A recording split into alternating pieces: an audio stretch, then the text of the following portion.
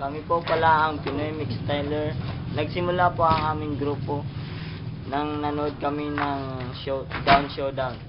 Kaya po bumuo kami ng grupo para makaiwas kami sa anumang bisyo.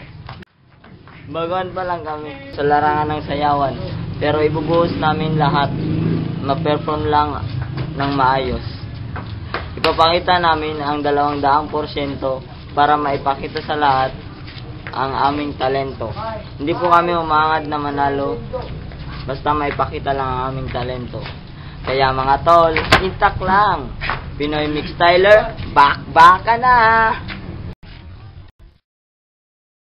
We are the Pinoy Mix Styler, bakbaka na!